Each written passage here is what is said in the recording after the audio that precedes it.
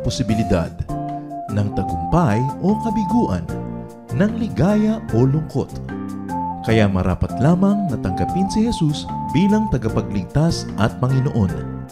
At matapos yun ay panariwain ang katapatan at paglapit sa Kanya bawat araw o day by day. Ang day by day ay naglalayong umalalay sa pang-araw-araw na pamumuhay. Narito po si Kuya Ed Lapis sa mensaheng pinamagatang Mother and Daughter of Depression.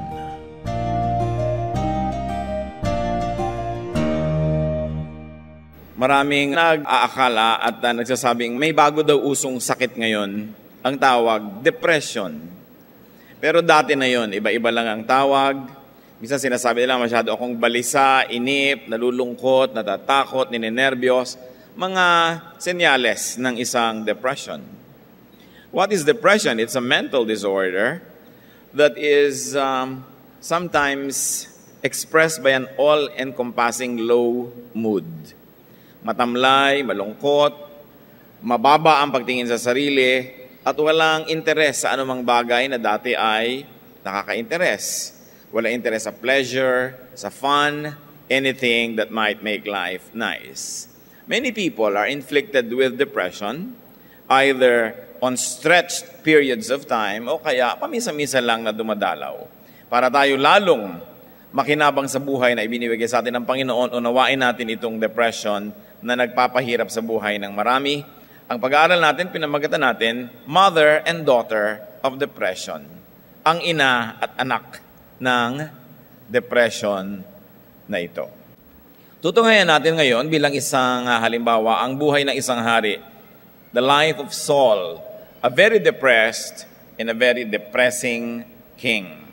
1 Samuel 15:23, sabi ng propetang si Samuel kay Haring Saul, "Because you have rejected the word of the Lord, He has rejected you as king." Si Saul ay pinili ng Diyos, binigyan ng pagpapala para maging unang-unang hari ng Israel, pero tumalikod siya sa Diyos at tumanggi siya sa mga kautusan, katuruan at pamamaraan ng Diyos. At sabi ng propeta, dahil tinanggihan mo at tinalikuran ng Diyos, tinatanggihan ka rin tinatalikuran na niya ngayon. Verses 30-31. Saul replied, "I have sinned, but please honor me before the elders of my people and before Israel. Come back with me." Hindi po dugtong-dugtong itong binabasa natin. Pinagsama-sama lang natin para umiksi at matakal natin yung mga major points. Itong si Saul, nung kanyang maunawa na siya'y nagkasala, sabi niya, nagkasala ako, oo nga, pero sa kabila nun, parangalan mo pa rin ako. Ipakita mo sa mga taong maganda pa rin ang aking kalagayan, sasabay ako sa iyo, magsabay tayong pumunta sa bahay dalanginan at nang makasamba ako, sa harap ng mga tao, nakasama ka na parang walang nangyari. Pero ang totoo na wala na ang pagpapala ng Diyos kay Saul, na wala na yung anointing sa kanya. Pero gusto ni Saul, pakitang tao, for the sake of appearances, mukhang okay pa rin siya. Verse 14 of chapter 16. Now the Spirit of the Lord had departed from Saul, and an evil spirit from the Lord tormented him. Isang hiwaga, pero totoo at nakasulat sa Biblia, na nung umalis ang mapagpalang espiritu ng Diyos mula dito sa kay Saul, may pumalit namang espiritu rin sa Diyos na nagpapahirap sa kanya, na gumugulo sa kanyang isip, nagbibigay sa kanya ng sleepless nights, worries, alalahanin, hindi siya mapagkatulog. Hirap na hirap ang kanyang loob. Pero ito ay galing din sa Diyos. Minsan, galing sa isang digmaan na kasama niya si David na magiging kapalit niyang hari at pinili ng Diyos sa makakapalit niya, pero ngayon ay nasa kanyang hukbo at naging napakamatagumpay na mandirigma at napupuri ng marami. 1 Samuel 18:7-12. As the people danced, they sang, "Saul has slain his thousands, and David his tens of thousands." Saul was very angry. This refrain galled him. They have credited David with tens of thousands, he thought, but me with only thousands. What more can he get but a kingdom? And from that time on, Saul kept a jealous eye on David. The next day, an evil spirit from God came forcefully upon Saul. He had a spear in his hand and hurled it, saying to himself, "I'll pin David to the wall." But David eluded him twice. Saul was afraid of David because the Lord was with David, but had left Saul. Sayawan ang mga lalo na yung mga kababaihan nung dumating ang mga sundalo at kinakanta nila, maraming napatay si Saul, 1,000 or 1,000, pero si David, 10,000 ang kanyang napatay. At narinig yon ni Saul, lumungkot siya. Sabi niya, kung sinasabi ng mga tao na thousands lamang ang aking natalo, tapos si David, tens of thousands, at sa bilangan po nila, yung tens of thousands, yun na yung pinakamalaking number. Yun na yung sukdulan, hanggang doon lang sila nagbibilang. Kaya tens of thousands, sabi yung ganon, ano pa kaya ang pwedeng agawin sa akin ng David na ito? Ang kasunod na nito, kingdom na. At mula noon, naging mapanibughuin na siya, at siya nagsiselos na sa bawat puri o atensyon na makuha ni David. Meanwhile, itong si David naman ay tumutugtog sa kanya. Tinutugtugan siya pag siya nalulungkot, lumiligaya naman siya at napapayapa. Pero ang ginawa nitong si Saul ay sinibat niya itong si David. 2 beses, nakailag lang, kaya hindi niya naituhog sa dingding at napatay si David. Ganun ang nangyayari sa haring ito.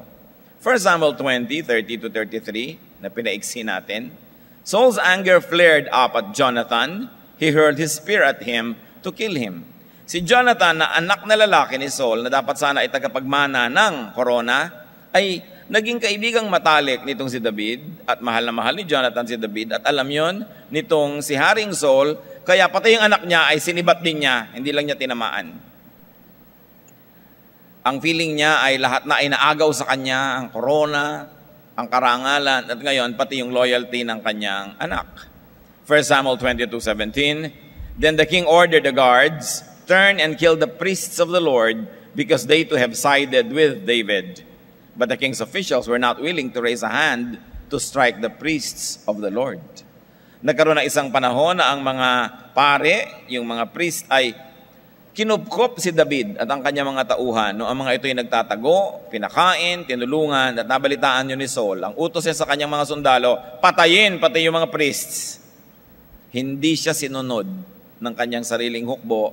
Hindi sila nangahas sa pagbuhatan ng kamay ang mga lingkod ng Diyos. 1 Samuel 28, 7-8. Saul then said to his attendants, Find me a woman who is a medium, so I may go and inquire of her. So Saul disguised himself, putting on other clothes, and went to the woman. Nung namatay na ang propetang si Samuel at wala nang mahilingan ng payo o panalangin o pagkampi itong si Saul, at siya'y pupunta sa isang napakalaking digmaan, wala na siyang masulingan. Ang sinabi niya, ihanap ninyo ako ng medium. Yung mga medium, yung mga tao na tinatalaytayan sila ng mga espiritu galing sa kabilang daigdig, sa daigdig ng mga namatay na, at nakakausap mo through them yung mga namatay na. Ipinagbawal ito ng Diyos at ipinagbawal lalong-lalo na ni King Saul. Marami siyang ipinahuli at ipinapatay ng mga medium. Pero ngayon, siya na mismo ang nagpapahanap. Ihanap nyo nga ako dyan ng espiritista at dapat kong kausapin kasi ang namatay na propeta para humingi ako sa kanya ng payo. Ganun na yung desperation niya na pati ipinagbabawal ng Diyos at pinagbawal niya mismo ay kanya na ngayong lalabagin at sasangguni siya sa medium. Sa makatuwid, natalo at habang sobrang natatalo na sa gera itong si Saul, sabi niya sa kanyang assistant, saksakin mo ako, patayin mo na ako. Hindi naman magawa nung kanyang assistant kasi ayaw niyang patalo at ayaw niyang makitang natalo. 1 Samuel 31:44 said Saul to his armor bearer, Draw your sword and run me through. Pero hindi yun magawa nung assistant. Ang ginawa niya, itinarak niya yung espada niya papataas, nakatingala, at yun ang kanyang dinapaan at dinaganan niya at siya ay nagpakamatay. Isang very, very depressing story about a very depressed king who was the first king of Israel. Ano mga dapat nating matutunan at pwedeng mapulot na aral mula sa depression na ito?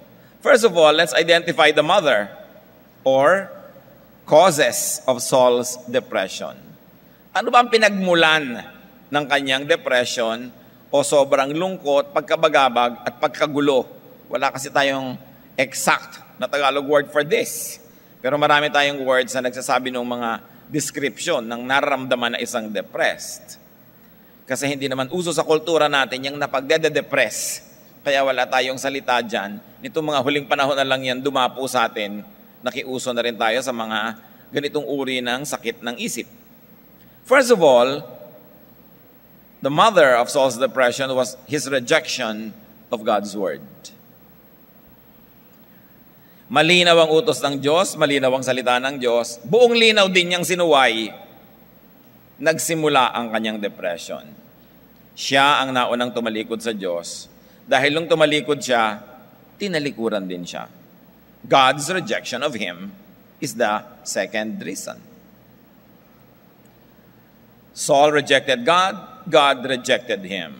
This is the effect and the cause. Unang-una, yung pagtalikod sa kanya ng Diyos, bunga ng kanyang pagtalikod sa Diyos. At ito ang pinagmulan ng depression niya. Pero dahil din sa pagtalikod na yon, na naging bunga ng depression, ngayon magiging dahilan pa ito ng mas marami pa uling depression. Nanganak pa ng ibang depression, yung dapat ay anak na sana lamang ng depression. Nagkaroon ng apo yung depression. Another cause or mother of Saul's depression was the disobedience rather of the rejection by and the isolation from his soldiers and his people. In other words, the key idea here is isolation. Hindi siya kinampihan ng kanyang anak laban kay David. Hindi siya sinunod ng mga sundalo nung gusto niyang ipapatay yung mga paring tumulong kay David. Ang mga tao ay kay David na nagpupunta at hindi sa kanya dahil hindi naman siya effective sa digmaan at mapanibughuin pa siya. He felt rejected and isolated. At sa mga tao po, mga kapatid, kahit sa ating totoong buhay ngayon, maraming ang pinagmumulan ng depression is rejection and isolation. May mahal ka sa buhay, hindi ka mahal. Meron kang kapartner, ayaw na sa'yo. Meron kang gusto maging trabaho, ayaw naman sa'yo ng trabaho na yun. Meron kang gustong kasama at kabarkada, ayaw naman nila sa'yo. Na-isolate ka, nahihiwalay. Ang pakiramdam mo, tinatanggihan ka o itinutulak palayo. Maaaring ito maging dahilan ng depression pag hindi pinag-ingatan. Another mother of Saul's depression is jealousy. Dahil siya ay naging mapanibughuin at mainggitin, pwede na siya ngayong dapuan ng depression. Kasi ang depression, mga kapatid, kailangan may mga pintong papasukan yan, papasok sa'yo. Ang unang-unang pintong pinasukan nga, tinalikuran niya ang Diyos, tapos tinalikuran din siya ng Diyos. Dalawa na yung pinto. Pagkatapos, tinatanggihan pa siya, tinatalikuran ng mga tao dahil kung ano-ano pinagpapagawa niya. Another pinto na pwedeng pasukan ng depression. Tapos, panibugho. Pwede rin yung pasukan ng depression. And then anger. Nagalit siya sa kanyang anak, nagalit siya kay David, nagalit siya sa mga tao. Isang malaking pwedeng pasukan ng depression is sinning and not dealing with it. Sabi niya, oo nga, may kasalanan ako. Hindi naman niya hiningi ng tawad, hindi siya nagbagong loob, at gusto lang niyang pagtakpan na hindi na siya blessed ng Diyos. In other words, may sakit, tinakpan yung sakit. May galis, nagsuot na lang ng mahabang mga manggas o mahabang pantalon para hindi makita yung galis, pero hindi naman ginagamot. Itinago lang. One major factor that allowed Saul to be possessed by depression was his faking it. He was faking his life. He was faking his relationship with God. He was faking his spirituality, his obsession with appearances. Pag mahilig kang mang-fake, pwede kang pasukin ng depression. Kunwari mayaman ka, hindi naman. Pinipilit mong mabuhay sa isang napakataas na standard, hindi mo naman abot. Kunwari matalino ka, hindi naman, hirap na hirap ka tuloy. Napakaraming uri ng pagpapanggap at madalas yung mapagpanggap, nagiging kandidato yan na ma-depress.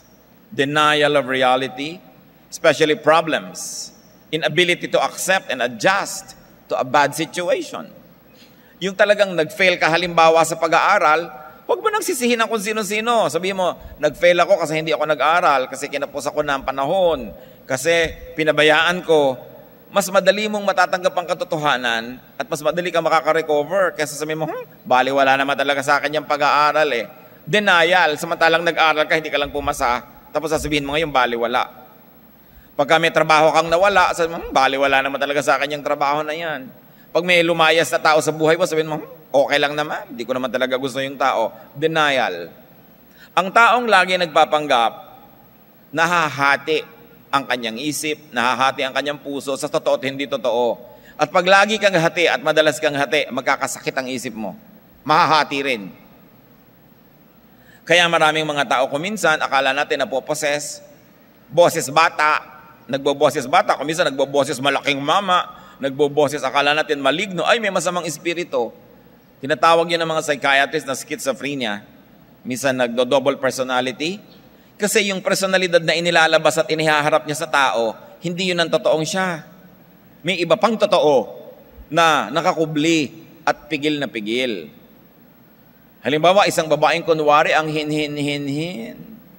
Hindi pala totoo. Hindi pala Maria Clara, kundi Maria Capra siya. Hindi naman niya masabi. Yun ang mga nade-depress. Kung minsan naloloka, kung minsan kung ano-anong pinagsasasabi. Gusto pala lagi maghubad sa kalsada, hindi magawa dahil laging naka-long sleeves, dahil conservative ang surrounding. So, kailangan maloka para makapaghubad. So, kailangan makawala yung totoo, nawawala ka tuloy sa sarili. Kaya tinatawag natin sa Tagalog, nawala sa sarili. Nawala ng bait. Bait, hindi kindness, kundi bait meaning reason. Buot, sabi ng mga Bisaya. Nawawala ka kasi yung totoo, kailangan lumabas yun eh. Eh kung hindi mo naman nailalabas, bigong-bigo ka na lungkot ka na, pero kunwari ka lang, okay, eh syempre, madedepress ka nun. Kung ano-anong paggagawin mo sa buhay, kasi may mga kabiguan at kalungkutan hindi mo maipahayag. Kaya mahalaga sa atin mga kapatid, tinatanggap natin yung bigo, hindi laging nire-reject. Tinatanggap natin yung pagkatao ng kapwa para hindi siya laging nagpapanggap dahil baka siya mabaliw. Kailangan yung tao makalaya na maging siya. At kung kailangang may baguhin, ayusin, pagtulong-tulungan, pero nagsisimula ka sa pagtanggap ng totoo, hindi sa pagtatago ng totoo. You will be depressed. And of course, another mother of Saul's depression was the departure of God's nurturing spirit. Dahil hindi maganda ang relasyon niya sa Diyos, binawi ng Diyos yung espiritu niyang mapagpala at pinalitan a visitation by an evil spirit, so-called, but interestingly, a spirit that God Himself sent. Siyempre, walang vacuum. Pag nawala sa yung espiritu ng Diyos na mapagpala, may ibang lilipat yon, may ibang papalit. Parang bahay mo, lote mo, hindi mo tinitirhan, magkaka-squatter tuloy. Kasi walang laman. Ganon din ang puso mo. Pagka walang laman na kabanalan, mapapalitan na ang kasamaan. Pagka walang presensya ng Diyos, ang magiging presensya ng demonyo ang pupunta dyan. Kuminsan, ang Diyos pa ang nagbibigay ng permiso, tulad ng ginawa niya kay Satanas, sa pinayagan niya na si Job ay dumaan sa maraming hirap. Mahiwaga ang diling ng Panginoon, pero nangyayari. Yan lang ang ilan sa mga magulang ng depression. Marami pang iba. But for now, that's already so much to consider. Dapat nating reviewin ang buhay natin. Meron ba ako ng mga bagay na yon? Meron ba doon ang tatay ko, ang anak ko, ang kapatid ko, ang nanay ko? Kaya pala nagkakaganong-ganon kasi may depression. Let's take a look at the daughter or the results of depression. In this case, Saul's depression. Tulad ng mga binanggit natin kanina, ang naging bunga ng depression niya, visitation by an evil spirit. But you might say, hindi ba yan yung nanay? Hindi ba yan yung cause ng depression? Yes, pwedeng cause, dinalaw ka kasi kaya na-depress ka. Pero pwede ring depress ka kasi kaya ka dinalaw. At dahil depressed ka at dinalaw ka, lalo kang madedepress na naman para lalo ka uling madalaw. Hindi na matatapos yung cycle na yon. The chicken or the egg ang nauna, hindi mo masasolve. So pag na-depress ka, pwede kang dalawin ng masamang espiritu. Kaya yung masamang espiritu, naghahanap ng mga depress yan. Sino kaya dito depressed? Madapuan nga. Alam ba, ang saya-saya mo, dapuan ka, di halos hindi ka tablan. ang lungkot-lungkot mo, wala ka kakibo-kibo, naaawa ka sa sarili, may mga cracks na pwede niyang pasukan. At dahil napasok ka na, una dahil depressed ka, pero dahil napasok ka na, lalong lalala ang depression mo, lalong dadami yung cracks, lalong maraming dadalaw. Paulit-ulit na. Another daughter of Saul's depression is fear. Pag depressed ka, nagiging matatakotin ka. Pero ito na naman, pag matatakotin ka, lalo kang madedepress. At pag lalo kang na-depress, lalo kang magiging matatakotin, lalong lalala. He was first afraid of David, then he was afraid of losing his crown, he was afraid of losing his stature. Another daughter of Saul's depression is anger, or more anger. Nagalit siya, na-depress siya tuloy. Yung magagalitin, madalas ma-depress yan. O kaya eto, depress ka, nagiging magagalitin ka tuloy. Samantalang kung hindi ka naman depressed, hindi ka dapat magagalitin. Kaya yung mga taong galit sa mundo, galit kahit kanino na lang may comment, kahit kanino na lang may pintas, kahit kanino na lang may reklamo, galit sa mundo, galit sa buhay, depressed siguro yun. Kailangang mabunot ang pinagmumulan ng depression. Another daughter of depression was jealousy. Pag depressed ka, nagiging mapanibughuin ka. Kung masaya ka naman, ang nanay mo, binigyan niya ng turon yung kapatid mo, hindi ka naman magsiselos kasi masaya ka. Pero kung ang lungkot-lungkot mo, binigyan lang ng kaprasong toge yung kapatid mo, selos ka na. Kasi depressed ka, madali ka magselos. Eto ngayon, dahil nagselos ka na, mas madali ka na naman lalong ma-depress. Kaya ang taong hindi nagagamot ang depression, palala ng palala. Parang kinakain siya ng buhangin, kinakain siya ng kumunoy. Because yung cause nagiging effect at yung effect magiging cause uli. Another daughter of Saul's depression was a more forceful entry of the evil spirit. Dahil depressed ka na, wala ka ng depensa, mas madali ka lalong pasukin ng mga espiritu. At ang naging bunga pa ng depression niya, consultation with a medium, na dapat sana hindi. Yung mga tao na hindi pa depressed, alam nila yung bawal, pero pag nade-depress na, naiiba na yun Ginagawa na nila pati bawal, naiiba kasi ang pananaw. Dahil isang bunga ng depression is irrationality. Nawawala ka ng katwiran. Sinasabi mo hindi mo dapat sabihin, inaaway mo hindi mo dapat awayin, ginagawa mo hindi mo dapat gawin. Lagi ang ending, palala ang kasitwasyon mo. Padami ng padami yung taong naiinis sa'yo, palayo ng palayo sa'yo, palayo ng palayo sa'yo ang blessing, palayo ng palayo sa'yo ang pera, palayo ng palayo sa'yo ang kalusugan, dahil nga pinalalala mo rin sa iyong sariling attitude. Kaya mahalaga teka, depressed yata ako, dapat gumawa akong paraan. Sobra na yata ako magagalitin, lahat na lang ng tao, inaaway ko, nakikipag-argumento na lang ako kahit sa poste. Dapat yatang may gawin ako tungkol dito dahil nakakahalata na ako. Dapat ang tao kasi makahalata. Paano mo mahahalata na hindi ka blessed? Di tingnan mo ang buhay mo, malaman na, madali namang malaman. Wala ka nang ginagawa na nagtatagumpay. Ang mga dati mo mga kamag-anak o kaibigan na malapit sa'yo, malalayo, yung mga dating ginagawa mong maunlad, nawawala yung unlad, so huwag mong dayain ang sarili mo. May problema yan. Hindi katulad ni Saul, sige na nga, kahit hindi na ako blessed ng Diyos, kahit ayaw na niya sa akin, sumabay ka sa akin, prophet, para pag nakita ng mga tao magkasabay tayo, isipin nila, okay ang lahat. Mas pinapahalagahan niya yung nakikita ng tao kaysa yung nakikita ng Diyos sa loob ng puso niya. Another daughter of Saul's depression was disguise. Nagsuot siya ng ibang kasuotan para pumunta doon sa espiritista para hindi makilala na siya yung hari. Pero alam niyo kung bakit siya nagsuot ng ibang kasuotan? Dati na naman siyang nagsusuot ng ibang pagkatao Dati na siyang nagpapanggap. Ngayon, naging malinaw lang through this very direct act of disguise because he had double personality. Marami po sa atin may double personalities.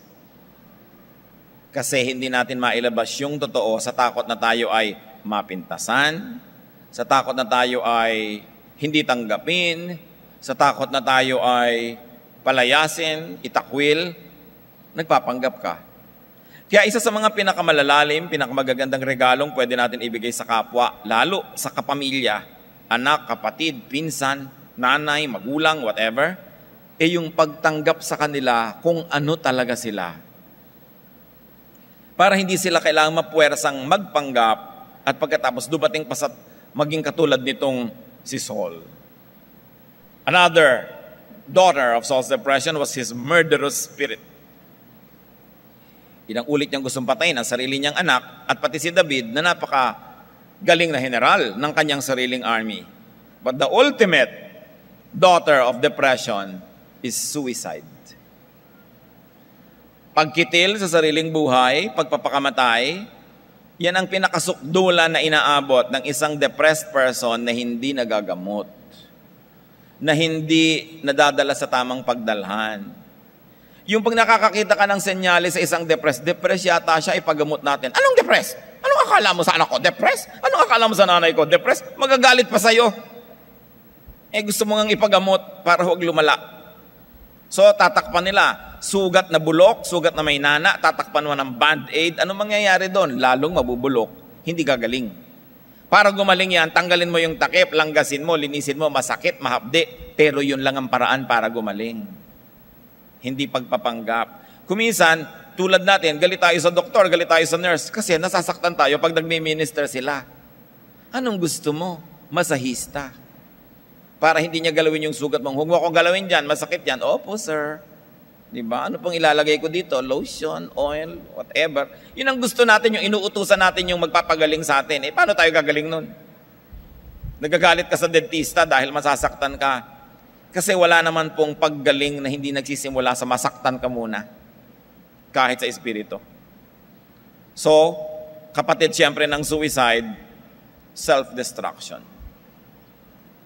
Kaya mga nade-depress, ginugurlisan ang kanilang mga pulso, nilalaslas ang kanilang mga sariling bituka, inuumpog ang ulo nila sa pader, sa bato, pumupunta sila sa mga sports na halos ikamatay nila, wala sa reason, kasi wala na sa sarili. At kung hindi nila sisirain ang sarili nila, ikaw ang sisirain nila. Kakagating ka nila, pupukapukin ka, paplantsahin ka, kung ano-ano. Nakakatakot ko minsan may kasama na depressed sa bahay dahil baka biglang mapagkamalang kang sushi. The results of depression can cause more and can create more cycles of depression. Ano po ang prinsipyong ito? Ba't ganun? May espiritu ng masama, lumalalala pa pag hindi ginamot. Matthew 12:43-45. When an evil spirit comes out of a man, it goes through arid places, seeking rest, and does not find it. Then it says, I will return to the house I left. When it arrives, it finds the house unoccupied. Then it goes and takes with it 7 other spirits, more wicked than itself. And they go in and live there. And the final condition of that man is worse than the first. Pag daw may isang masamang espiritong umalis sa katawan ng isang tao, siyempre hahanap yan ibang titirhan. Kasi ang espiritu gustong may tirhan na katawan yan. Kung kandidato kang tirhan, edi sa'yo titira. Kaya dapat hindi ka kandidato. Don't file a certificate of candidacy. Natirhan ka ng masamang espiritu. Hahanap daw, at pag walang nakita, babalikan ka. Uy, wala pa palang nakatira dito, makabalik nga. At dahil inayos-ayos ng konti, mas nagustuhan niya, magyayaya pa siya ng 7 impacto na mas masahol kaysa sa kanya. Kaya 8 na ngayon ang laman mo, mas kargado ka, fully loaded. No? Kaya sabi niya, ang kalagayan tuloy ng dating pasyente ay masahol pa ngayon kaysa sa dati. So halimbawa, nagpagamot ka ng konti, uminom ka ng konting antibiotic, ayun yun, pinapaalis mo yung sakit. Hindi mo naman hinayos yung dosage. Nung natanggal ng konti yung simptoma, sakit ng ulo mo, tumigil ka na ng pag-inom. Ang totoo nun, lalo mong ginawa ang sarili mong mahina. Babalikan kayo ni sakit, mas malala. Kaya sinasabi ng mga doktor, kailangan pag sinabi 7 araw iinom, 3 beses maghapon, kailangan walang patid inumin. Kasi pag hindi mo yan nakumpleto, yung gamot na dapat sana ipanlaban sa sakit mo, pag hindi nakumpleto yon, nagiging sakit yon. lalo kang lumala. Anong nararamdaman pagka ang isang tao ay inaalisan ng ganong espiritu ng Diyos? Psalm 51:12, "Restore to me the joy of your salvation and grant me a willing spirit to sustain me." Anong naramdaman ng sumulat ng salmong ito? Nawala ang saya ng kanyang kaligtasan.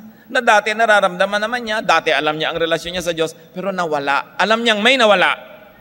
Kasi siguro tumalikod siya. So tinalikuran din siya. At kitang-kita ang lahat ng bunga. What are the other results or symptoms or daughters of depression? Mental, emotional, and spiritual agony. Hirap ang isip. Mabigat ang loob. Laging may takot, laging may lungkot, laging may alalahanin, laging balisa. Isa yan sa mga sintomas. Hindi lagi na pag meron ka niyan, depressed ka na. Pero pag meron ka niyan, posibleng may depression. Parang si Job, chapter 6, 1-4. Siyempre, na-depressed naman yung tao nung sobrang dumating sa kanya mga pagsubok. Then Job replied, "If only my anguish could be weighed and all my misery be placed on the scales, it would surely outweigh the sand of the seas." Kung mailalagay lang sa timbangan ang lahat ng hirap ng loob ko, mas mabigat pa yan sa lahat ng buhangin, sa lahat ng dagat. Sabi niya. Isa pa na symbol or symptom of depression is loss of appetite. Wala kang ganang kumain kahit anong ihain sa'yo, hindi masarap. Ni wala kang ang maisip kainin. Ano kaya ang makain? Ano kaya makain? Hindi mo maisip sa dinami-rami ng pagkain sa balat ng lupa. Job 6, 6-7. Is tasteless food eaten without salt?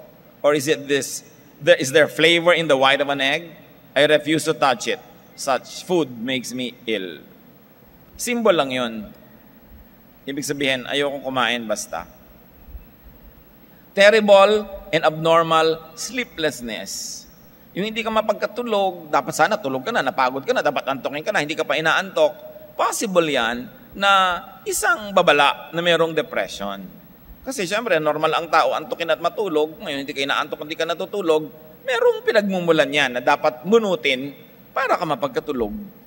At hindi lang dapat chemical alteration of the body, hindi lang dapat medication, dapat bunutin talaga yung spiritual na pinagmumulan nito. But it begins by accepting that there is a problem.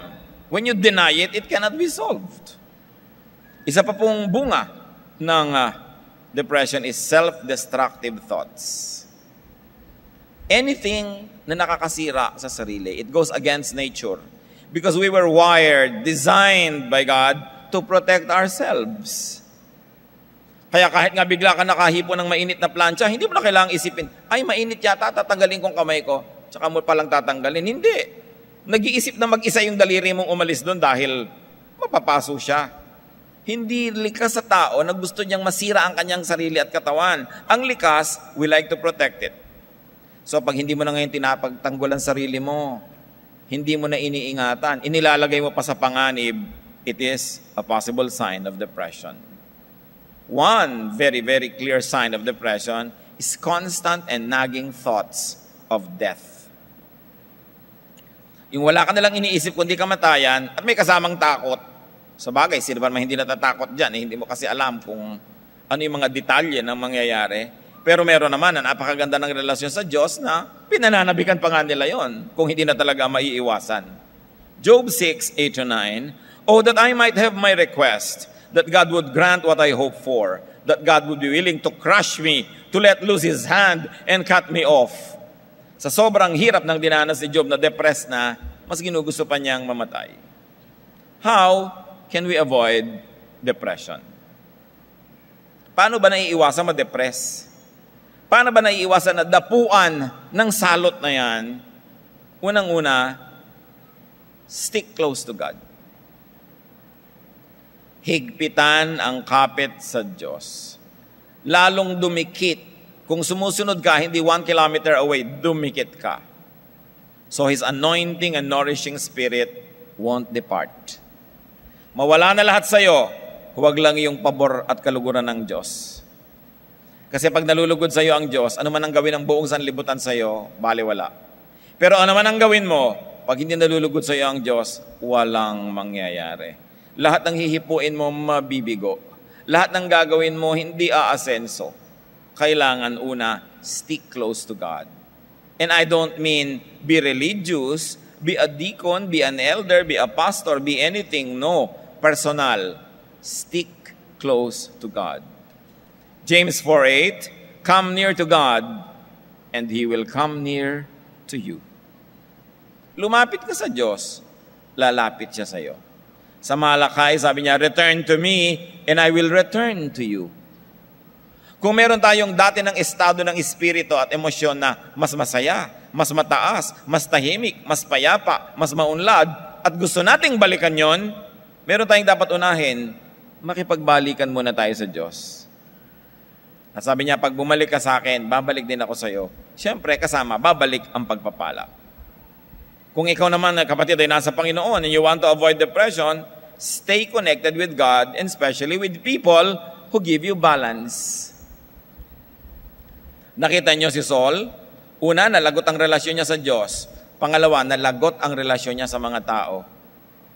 Nalayo siya sa kanyang anak, nalayo siya sa kanyang mga hukbo, nalayo siya sa kanyang taong bayan, putol.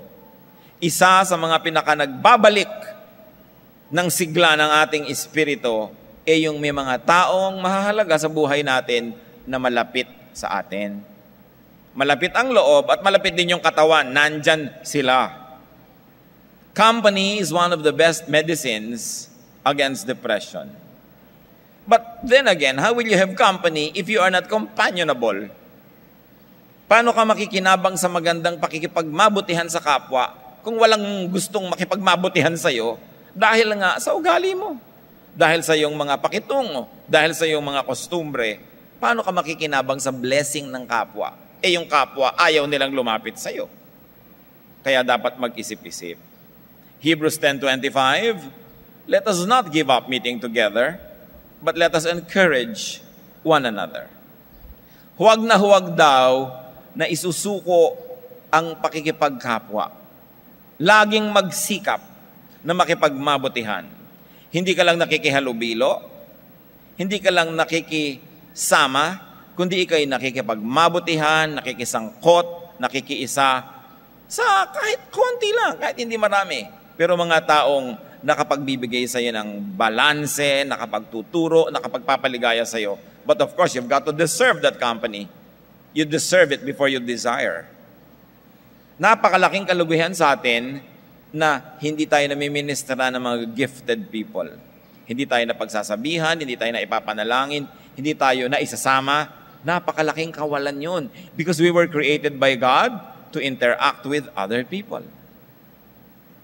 Kaya maraming mga busy people, nagkakaroon sila ng fits of depression. They're too busy to connect. They're too busy to socialize. And because they're too busy, they also are very guilty for not having been able to connect with their loved ones. Depression comes in. Kaya sa mga very developed economies where people are too busy to be nice to each other, ang laking negosyo yung mga bar, mga dating clubs. Because now, people buy companionship, people buy artificial companionships on call. Gusto kong may kasama ngayon, o kukuha kong hostess, maupo ka dyan, 1 oras, magpanggap kang mahal mo ako, magsalin ka ng iniinom ko sa baso ko, kalakalabitin mo yung tenga ko, manguya-nguya-koy ka dyan. So kunwari, nagmamahalan tayo, pero after 1 hour, ito ng bayad mo, lumayas ka na dyan, ayoko ng pananagutan, mga binibiling relasyon. Siyempre, fake yon. Hindi ka doon bubuti, lalala ka lang. Napaka-importante. Kaya nga sa mga developed economies, sa kawalan ng kaibigan na magtsatsaga sa'yo o sa kaabalahan nila, wala nang makikinig sa problema mo. So magbabayad ka ng psychiatrist ng $100 per hour para kapakinggan at ibulalas mo yung mga problema mo. Kasi kahit wala naman talaga nakikinig, maibulalas mo lang. Nagsisimula ka ng gumaling eh. Kaya masarap yung maraming kaibigan na pag nagbubulalas ka, nagtsatsaga, kahit inaantok na sila, wala silang gana, may gagawin pa. Pero sa huy, kailangan ko ng kausap, kinakausap ka. Paano ka magkakaroon nun? Be nice. Kasi siyempre, kung hindi ka naman nice, sino magtsatsaga sa'yo? May problema din yung mga tao na yon.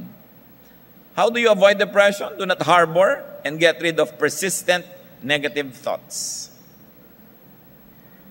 Pag lagi mong in-entertain, inestima, ang mga madidilim, malulungkot na mga isipin, hindi yan aalis. Parang bisita. Napakalaking konsumisyon yung bisita, pero lagi yung ipinaghahain na masarap na pagkain, palit ka pa ng palit ng bedsheet, magaganda pa yung tuwalyang ibibigay mo, hindi ka naaalisan nun. Yung bisitang gising na siya, tulog ka pa, bahala siya, wala siyang makain. Diba? Nakapatay ang general switch ng aircon, hindi niya mabuksan, hindi niya malaman kung nasa ng switch. Makakahalata din yun, aalis din yun. Dapat ganun ang trato natin sa feelings of insecurity, sa worry, sa mga fear. Pag dumadating yan, pinapalayas, hindi ina-entertain. You cannot stop birds from flying over your head, but you can stop them from nesting in your hair. Sabi ni Martin Luther.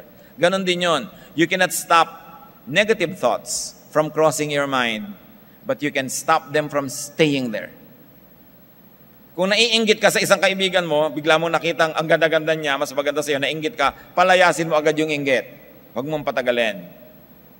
Pagka naalala mo yung mga nakakalungkot na mga bagay, huwag mo nang alalahanin pa. Tanggalin mo agad sa isip mo. O nanay, bakit nakatulala na naman kayo? Naiisip ko ang ate mo na nasa London. Kaya naman ho tayo naka-aircon ngayon dahil si ate nasa London. Huwag na kayo magdrama dyan. Gusto niyo ba umuwi siya dito at magutom tayong lahat? Huwag na, sa London ang ate mo. Di, siyempre. Drama ka ng drama, nakikinabang ka rin naman. Di ba? So pag nalulungkot ka, ibahin mo ang iniisip mo. Parang halimbawa, mga kapatid, may bigla kayong nabuksan na kung ano, tapos ang dumi-dumi, ang baho-baho ng laman. Anong gagawin nyo? Di ba, tatakpan nyo uli o alis kayo. Hindi kayo lalapit, tapos lalanghapin yon. Ewan ko lang sa inyo, pero ako, I don't. Ganon din, pag may naiisip kang nakakatakot, baka mamamatay ako, alis, alis, alis. Paalisin mo agad. Baka ako biglang maparalyze. Baka ako biglang mabulag, baka ako biglang tamaan ng kidlat, baka ako kainin ng lupa, etc., etc. Palayasin nyo agad yung ideya. Kasi hindi man yun mangyari, pag pinatagal nyo sa isip nyo, daig pa yung nangyari nga, dahil naapektuhan na rin kayo. Kailangan may disiplina. Naaalala mo yung galit mo sa stepmother mo, o galit mo sa tiya mo, o galit mo sa tiyo mo na nag-abuse sa'yo noon? Anong mapapala mong laging alalahanin at buhayin yan? Ephesians 4:31, get rid of all bitterness, rage and anger, brawling and slander, along with every form of malice. Paalisin mo sa isip mo yan kasi wala yang gagawing mabuti sa iyo. May mga atraso sa iyo mga tao, patawarin mo na and move on. May mga galit at panghihinayang, limutin mo na and move on. Kasi ang pagbalik-balik dyan, sinasaktan mo lang yung sarili. Nagbubukas ka ng pinto sa depression. Avoid the domination of your dark side. Lahat ng tao, may madilim na anino, siya rin yun. Hindi yun multo, hindi yun si Satanas, siya rin yun. Huwag mong payagan na yun ang manaig. Lagi mo siyang tapunan ng liwanag kasi ang anino na tinatapunan ng liwanag nawawala. So papagliwanagin ng buhay para mawala yung mga madidilim na anino. Anino ng nakaraan, anino ng takot sa darating pa. Marami yan. Avoid spiritual vacuum. Do not drive God's Spirit away, but fill your heart and mind with edifying things. Kung meron kayong dapat ilagay sa isip, yung nakakatuwa, nakakapagpasaya, nagbibigay ng pag-asa, yung nakakapagpagaan ng pakiramdam, napipili kung anong iniisip. Kailangan disiplinahin mo yung isip. Philippians 4:8, whatever is true, noble, right, whatever is pure, lovely, admirable, if anything is excellent or praiseworthy, church, read, think about such things. Ano dapat mong isipin? Yung true, yung noble, yung right, yung pure, lovely, admirable, excellent, praiseworthy. Meron ka pintasan ng nanay mo, pero meron ka rin dapat purihin. Anong dapat mong isipin doon sa kanya? Yung praiseworthy. May hirap ang buhay, may sarap din. Ano mo dapat mong isipin? Yung sarap. Kung anong iniisip mo, gano'n ang mangyayari sa'yo. So think of and focus on what lifts you up. Itaboy agad ang dark thought. Perform activities that edify the body. Maraming lungkot ng isip dahil lang yung katawan walang ginagawa. So pag may ginawa na yung katawan, pinawisan ka na, napagod ka na, napapagpag yung lungkot. Physical activity enhances the secretion of positive hormones like the adrenaline and endorphin. Exercise, sports. And if you are one of those who are privileged to have honorable means, have a lot of romance. Kasi mabuti yan sa katawan. Leisure, good food, rest. Always balanced with a lot of productive work. Then yung katawan mo, busy. Si Elijah, kapropetang tao, gusto na rin mamatay dahil na-depress. Sobrang napagod, the stress, ang daming gyera, ang daming pwedeng katakutan, ang daming mga banta laban sa kanyang buhay. 1 Kings 19:1, Elijah was afraid and ran for his life. He came to a broom tree, sat down under it, and prayed that he might die. Then he fell asleep. All at once, an angel touched him and said, "Get up and eat." He looked around, and there by his head was a cake of bread baked over hot coals in a jar of water. He ate and drank, and then lay down again. So he got up and ate and drank. Strengthened by that food, he traveled 40 days and 40 nights until he reached Horeb, the mountain of God. Sobra pala siyang pagod, sobrang gutom, hindi lang niya nahahalata. Sobra siyang isolated from the people, matagal na siyang walang nakakakwentuhan, nalulungkot siya. Gusto na niya tuloy mamatay.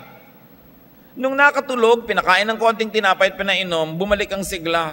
Gutom lang pala. Baka mamaya, gutom lang kayo. Maraming mga sobrang nagda-diet na de-depress.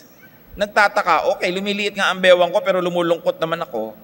Sumisexy nga ako pero nagiging matatakutin ako. Kasi marami, pag nade-deprive sila talaga ng nutrients, nade-depress. So, all this and more, mga kapatid, anong isa nating babaunin bukod sa unawain ng sarili, unawain ng kapwa? People of God, minister to the depressed. Marami kasi sila. Be sensitive. Be available. Sometimes the best prevention of a suicide is just a cup or a glass shared together. Medyo nagkwentuhan lang kayo over a cup of coffee or juice or glass of water. Yun lang pala, hindi na niya itinuloy ang pagpapakamatay. Maraming mga namamatayan, lalo't kung nagpakamatay, sasabihin lang, kung nakipagkwentuhan lang pala ako sa kanya, hindi siya magpapakamatay. Kung binigyan ko lang sana ng konting oras o panahon, malungkot pagka ganun yung paghihiwalay. Salamat na lang na nasa mga anak ng Diyos, kahit nagkakahiwalay ng medyo malungkot kuminsan, alam mong may inaasahan tayong reunion na mas mainam, mas mabuti at mas masaya. Pero bakit naman kailangan ba tayong dumaan sa mga lungkot kung pwede namang iwasan yan? Galatians 6:2, carry each other's burdens, and in this way you will fulfill the law of Christ. Magtulungan kayo.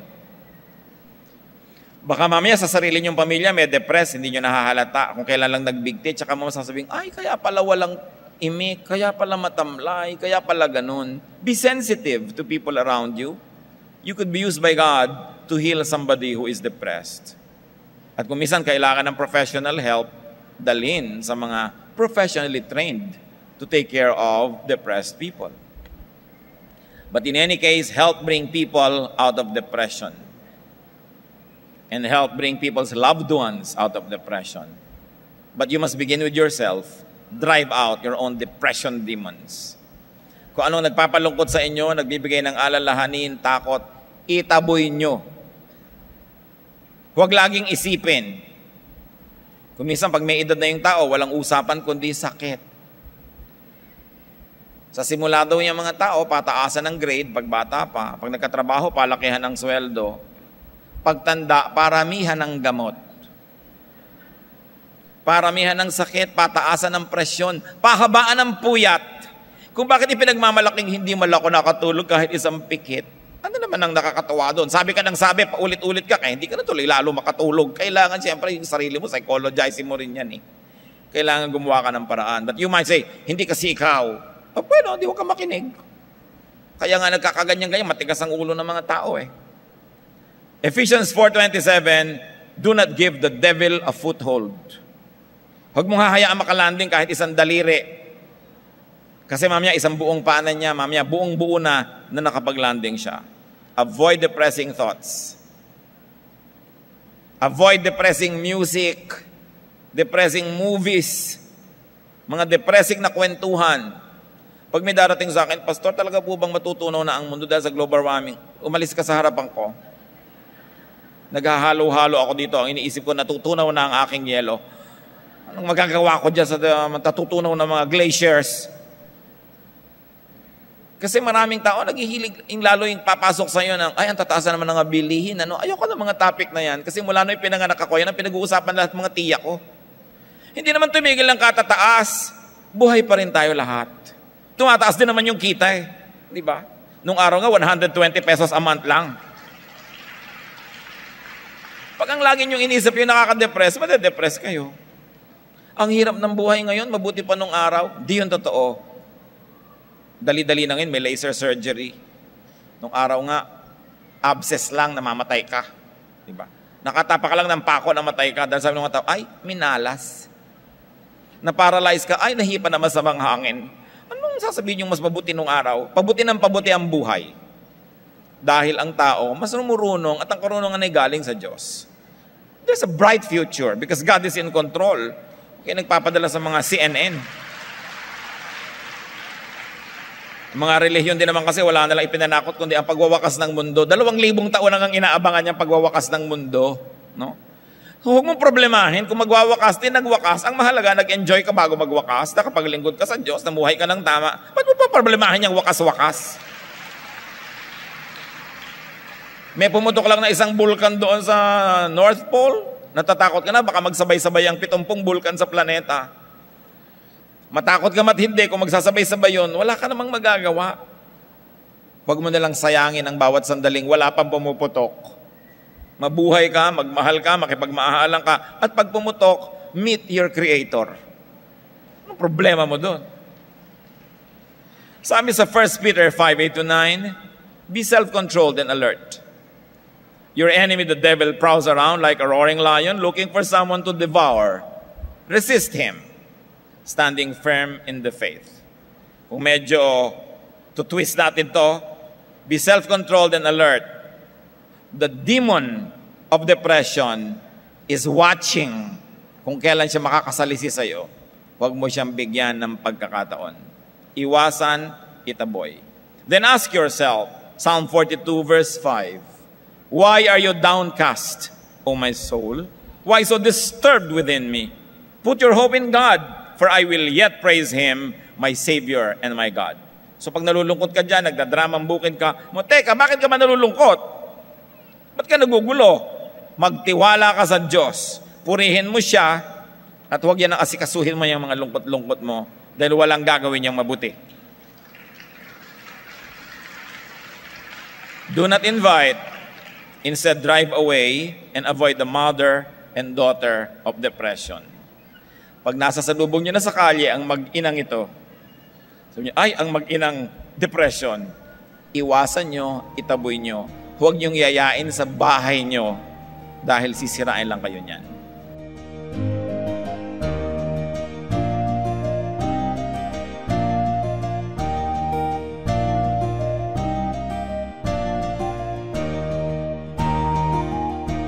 Ang katatapos pong mensahe ni Kuya Ed Lapiz ay pinamagatang Mother and Daughter of Depression.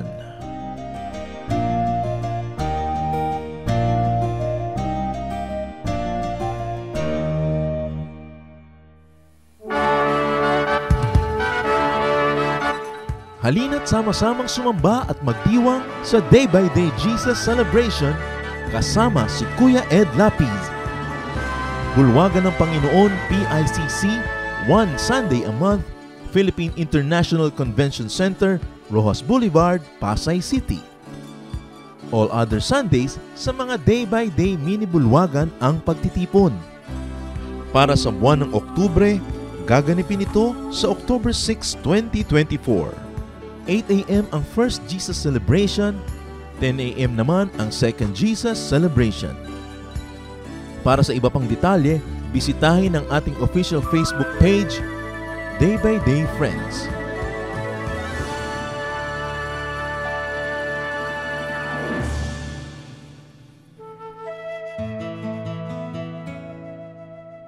Bakit mahilig tayo sa mga sausawan?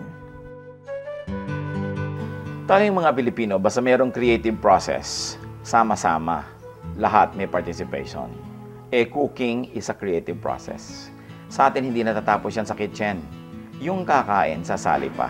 Kaya meron pa siyang idadagdag na lasa, gusto ba niya ng suka, gusto niya ng sili, gusto niya ng patis, o kung ano man, ilalagay pa niya yon.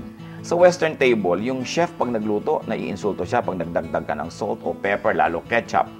Kasi sa kanya, tapos na ang creative process sa kitchen. Individualistic kasi ang mga Westerners. So yung mga creators nila, gusto, nandiyan ang pangalan ko, akong gumawa, wala na magdadagdag. Sa atin walang ganon. Everybody participates because we thrive in the concept of community.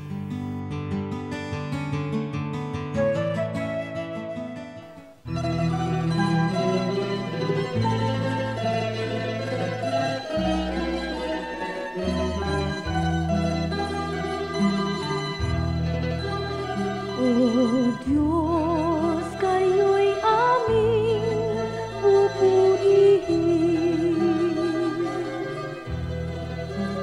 Marapat na ito'y aming gawin. Ang inyong gawa sa amin ay namamasdan.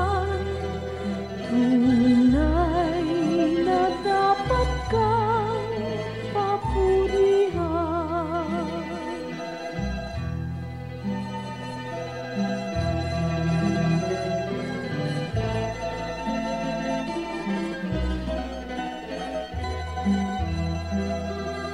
O Diyos, kayo'y aming sinasamba.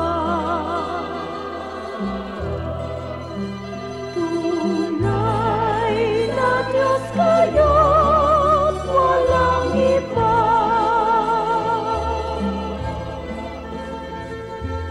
Ang inyong likha ngayon'y nangangayo pa pa. Ay buhay niyo, O Diyos, kay dakila.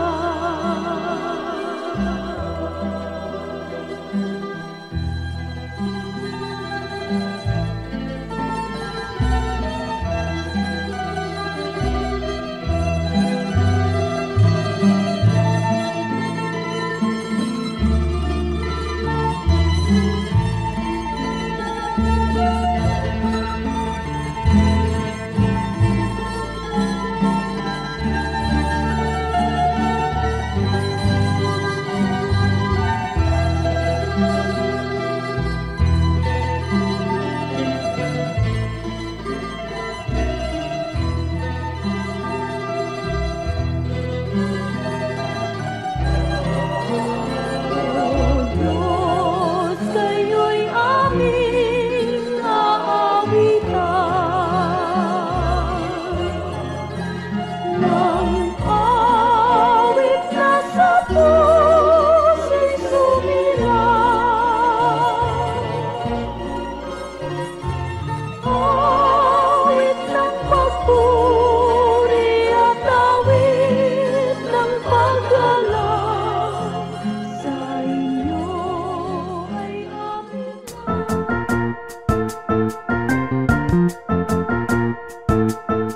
Oras na po para pansamantalang magpaalam ang programang Day by Day. Tayo po'y magsama-sama tuwing ika-6 hanggang ika-7 ng umaga, araw-araw. Magandang umaga po at mabuhay ang Panginoong Hesus!